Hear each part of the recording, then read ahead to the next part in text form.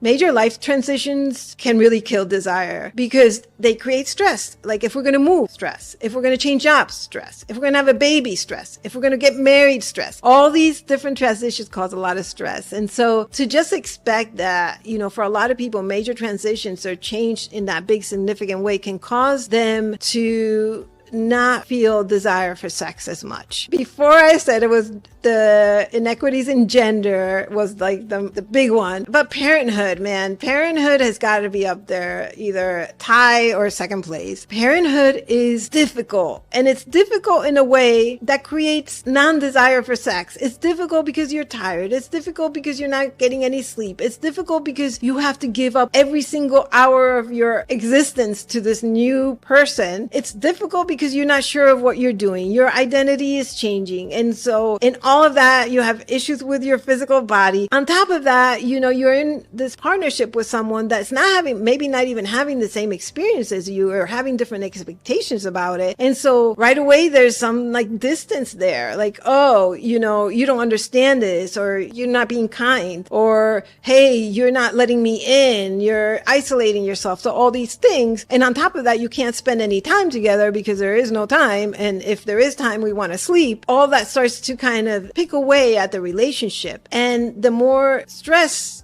about what's happening and the more distance, the less desire there's going to be, which then just creates conflict because there's one person, usually the person that wants to have sex, that feels really rejected and really abandoned and misunderstood. So the parenthood piece is super hard. I tell my clients, like, you just have to survive. You definitely just have to survive. It's only like maybe 4 years, definitely by 7 years, you're going to feel some relief. So when you're in survival mode, be smart. Like if I'm in survival mode, am I going to add a lot of stuff that's superfluous to my existence? No, because I'm in survival mode. I need all the energy, all the focus that I can have to deal with this particular moment. So I'm going to be picky about what I do. I'm going to limit the things that I do. I am going to think twice before I say yes to something. I am going to figure out the easiest, even though it might cost a little bit more, of getting groceries, for example. So anything that will help me just survive this moment is good. So really simplifying your life and looking at all those things I just mentioned. The other issue with parenting that gets in the way of sex is that we often fight about parenting styles. And so if there's conflict about parenting styles and you're not on the same page, or God forbid, you're worried that your partner, you always have to be hyper vigilant and kind of rescuing your kids because your partner can fly off the handle sometimes. And so you have that added stress. So that definitely will contribute to lowering of sexual desire. Any change in mental health is going to affect your sexual desire if you have a responsive desire.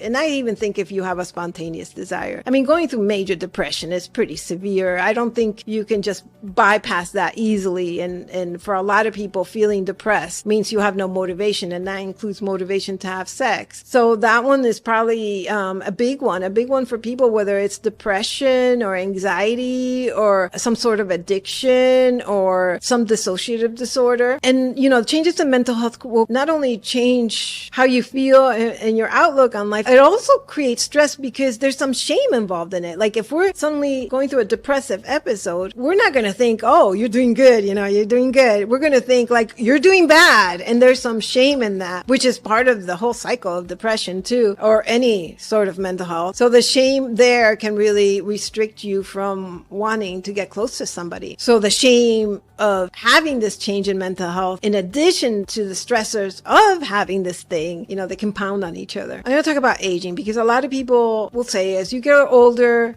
you're going to lose your desire. You're going to lose your sexual functioning. And that is true, sort of, but it's also not true for the reasons that you think it is. And it is also true for the reason that you think it is. So it is true that our bodies change. We get drier, or we lose our ability to become erect or stay erect. Those things are natural occurrences for a lot of people, just like losing your hair or losing your skin toneness or whatever it is. Those are real things and they do affect it. So yes, our sexual desire is affected affected by aging. It also is affected in a positive way too, because as we age, we start to gain resources, basically. Resources, whether they're physical, financial, relational, emotional. So the stronger that I feel, the better equipped I am to say, I don't want this. So as you get older and maybe there's some difficulty in the relationship, it might not be from a physical issue. It might be because I'm finally going to say, no, I don't want this. Or listen, I'm finally going to say yes to this thing that I've always wanted. Hence, aging doesn't have to be a negative thing. It could also be a very positive thing.